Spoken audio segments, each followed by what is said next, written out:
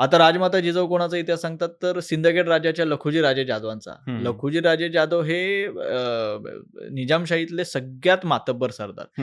म्हणजे जो देवगिरी भल्या भल्याना जिंकता आला नाही, तो देवगिरी निजामशहाला लखुजी राजे जाधवांनी जिंकवून दिला होता. इतका मोठा मातब्बर सरदार, त्याची ही मुलगी आणि राजमाता जिजाऊंचे जे मोठे भाऊ होते सगळे हे निजामशाहीतले सरदार, लखुजी राजे जाधवांनंतरचे.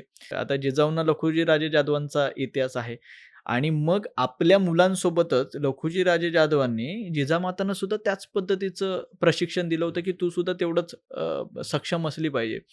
त्या मुलीचा ते मूल आहे, म्हणजे ज्या मुलीनं लहानपणी आपल्या भावांसोबत तलवार चालवली आणि मग आपल्या नवऱ्यासाठी अगदी माहेरशी संबंध तोडले. म्हणजे एका बाजूला पहिलं माहेरचं प्रशिक्षण, त्यानंतर स्वतःचा स्वाभिमान की नाही माझ्या नवऱ्याला जर कोण काही बोलत असेल, कारण जुन्या काळामध्ये भोसले आणि जाधवांचं वैर फार हे आहे, प्रसिद्ध आहेत. म्हणजे त्यावेळेचे वैर असं असायचं की अगदी जीवावर उठायचे.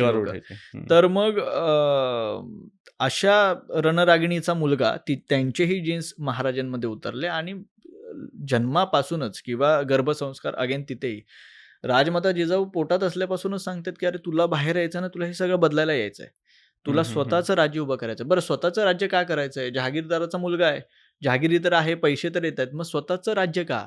तर नाही, तुझ्या आजूबाजूला राहणाऱ्या ज्या माता भगिनी आहेत त्यांच्यावर जो अन्याय होतोय, सामान्य गरीब शेतकरी आहे त्याच्यावर जो अन्याय होतोय, विनाकारण त्याचं शेत लुटलं जातं, बायकांची इज्जत लुटली जाते, ते बदलण्यासाठी तुला स्वराज्य उभं करायचं, तुला स्वतःसाठी नाही करायचंय.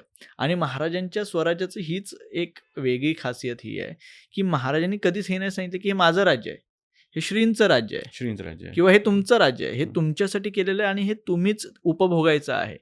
त्यामुळे शिवाजीराजे सगळ्यांपेक्षा वेगळे ठरतात, इतर हिंदू राजांपेक्षा वेगळे ठरतात.